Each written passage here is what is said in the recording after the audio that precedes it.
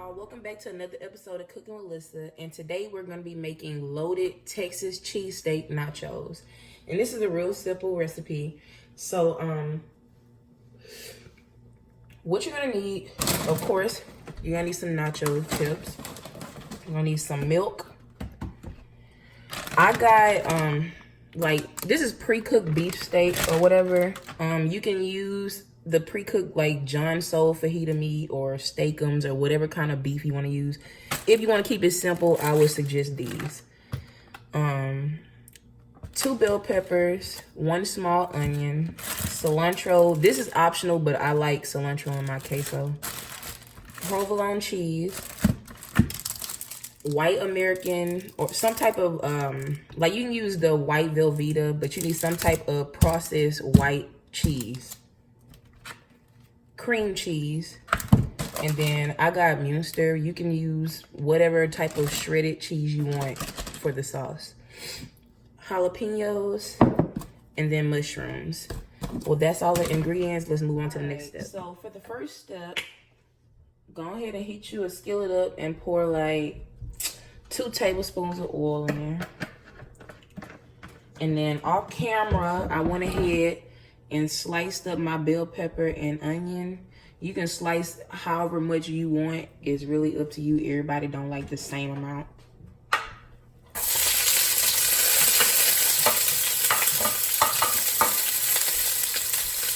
So we just gonna fry this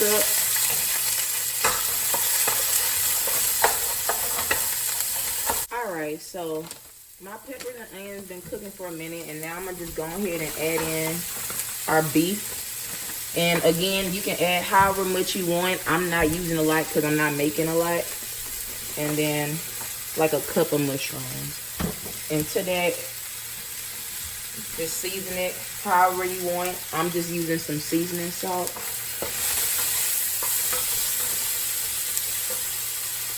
So we're gonna cook that down till the mushrooms are done.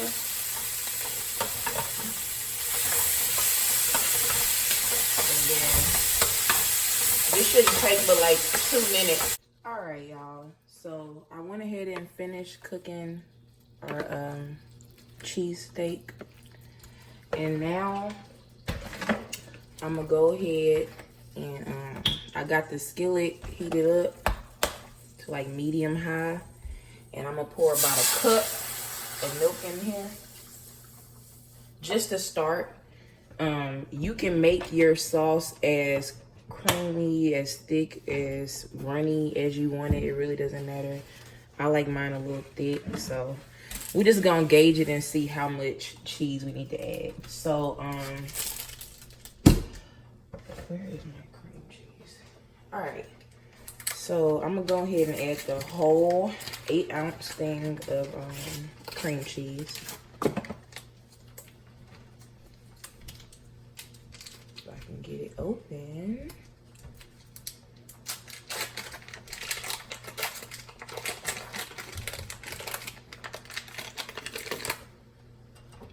All right.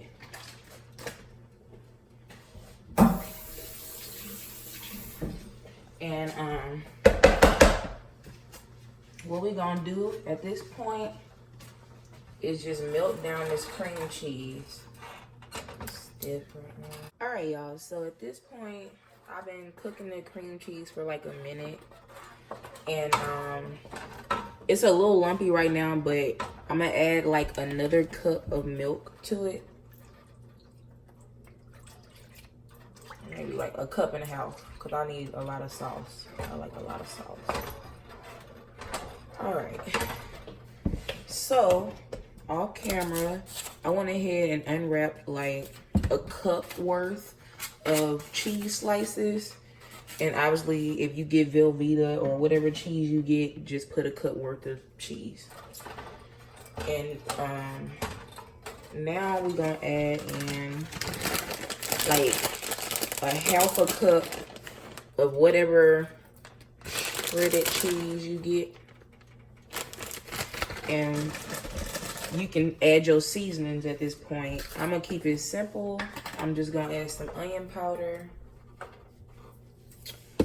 some seasoning salt, just a little bit, because I don't want it to be too salty, and some black pepper. And I'm gonna add a lot. Again, season it to the taste. Everybody don't like their stuff the same. But yeah, I'm just gonna cook this for about 4 or 5 more minutes, and then all that cheese should be melted down, and we'll move on to the next step. All right, just real quick, I did want to show y'all that I did have to end up whisking this cheese sauce to get those lumps out, but it is smooth now. And the last thing I'm gonna do is put some cilantro in here. Again, that's optional. And yeah, we're gonna move on to the next step. All right, y'all. So now it's time to construct our nachos. And the only thing I forgot to tell y'all is that you're gonna need some rotel or some type of diced tomato chili mix. And anyway, so I started the process by layering my pan with nachos. You can just put however many chips you need in your pan. And I'm gonna go ahead and put half of my cheese sauce over the chips.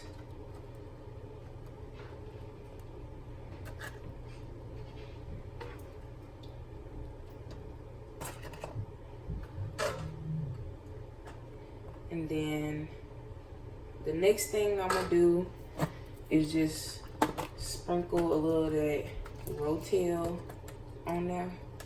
Ooh. And then you can take your shredded cheese, whatever kind of cheese you choose, and just sprinkle a little on top. And this is optional, but if you want to make it obviously Texas Philly cheesesteak, then you would need to put some jalapenos on there. So you can put however many you want. And now we're gonna take some more chips.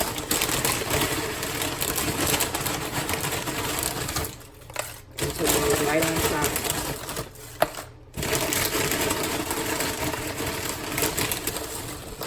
Ooh. All right. And these will also be great for a party if you want to make like a bigger pan. And so just pour that cheese sauce on top. I'm gonna save a little bit so I can drizzle it on top of my meat.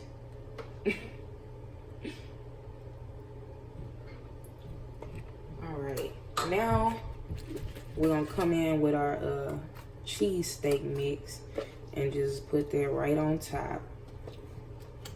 I'm gonna put like 2/3 of it. And now we're gonna come in with our provolone, and you can put as much as you want. I think I'm gonna do like 5.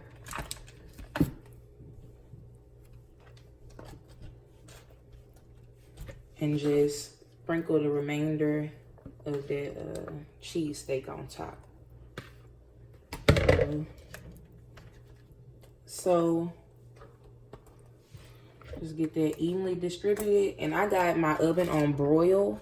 And all we're gonna do at this point is just put our pan in the oven and broil it until the cheese is melted and bubbly. And I'm gonna come in and show y'all the end result. So this is the end result of our Texas cheesesteak nachos. And the last thing I'm gonna do is just drizzle a little more sauce on here. Just for a little extra.